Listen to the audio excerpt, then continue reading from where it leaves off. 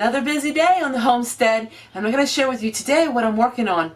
It's one of those days where I have a lot of odd jobs that I have to get finished. But the first job I really need to work on is canning some more of my clementines.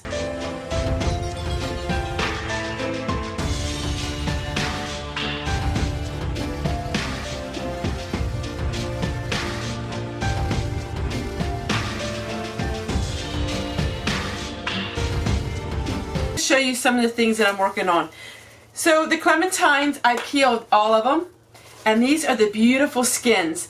I'm going to let these air dry, and when they are very, very dry, then I'm going to blend them. I add them to my laundry soap, I add them to my homemade lye soap, I add them for potpourri and all kinds of things. But I'm going to show you the deal I got today.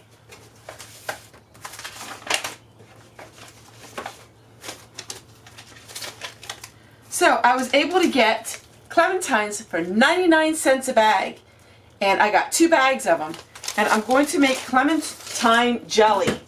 So simple and so easy, but it really has to get done. The first thing I did was I peeled all of my clementines and I cut them up in small pieces. This is what they look like.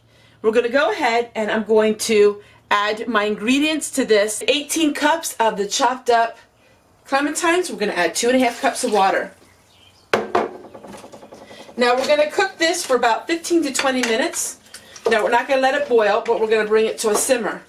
And this will wilt all of this clementines, or tangerines, or even oranges. You can add any of these different kinds of citrus. So then we're going to add 1/8 of a teaspoon of baking soda to this water. For me, 1/8 of a teaspoon is about a pinch of baking soda. We're going to stir this very, very well. While the clementines are simmering, I'm going to go ahead and get some other chores finished. And I'll get back to you in just a moment. So I took my stick blender and I blended it up real fine. And now what we're going to do is we're going to add 3 tablespoons of lemon juice. It's 1 lemon cut up, or 3 tablespoons of lemon juice. And so I don't have a lemon, so I'm going to use the lemon juice.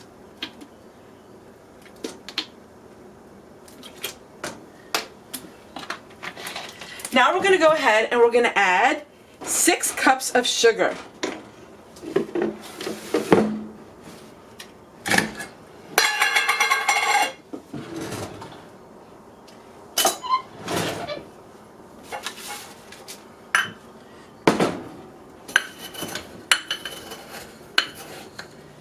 And I'm using 1/2 cups, so we're going to have 12 of these. We're going to give it a good stir. And we're going to keep simmering this until it comes just close to a boil. And then we're going to add 1 box of liquid pectin, which would be 2 pouches of the liquid pectin. We're going to go ahead and we're going to cook this down a little bit to evaporate some of the liquid. So I see 1 seed in here. So these were seedless, but every once in a while you will find a seed in these clementines. We're going to go ahead and we're going to add our pectin.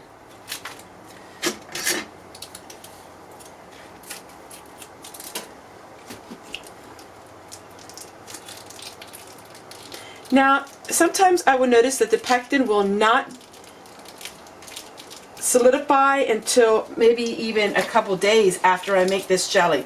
I normally do not have a problem with my jelly not setting up. Many people complain that the jelly doesn't set up, and I don't seem to have that problem, and I'm very thankful for it.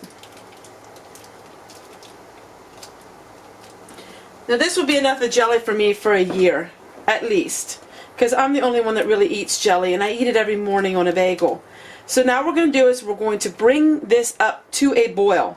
And once it's up to a boil, we're going to boil it for 1 minute, and then we can start putting it in our jars. It is so good. It would be really good even as a glaze for on chicken. Amazing. I will be making this every year. Started as some clementines that were laying around in the refrigerator that weren't very sweet had turned into an amazing jam. That is so good. And you know what? I'm going to be using this for lots of recipes. Be perfect for chicken. So we're going to fill our jars up. Just like that.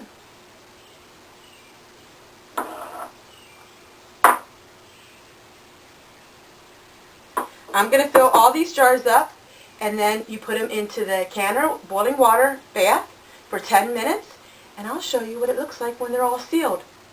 This is an A+ recipe. Take care, everyone, and we'll see you tomorrow. Bye!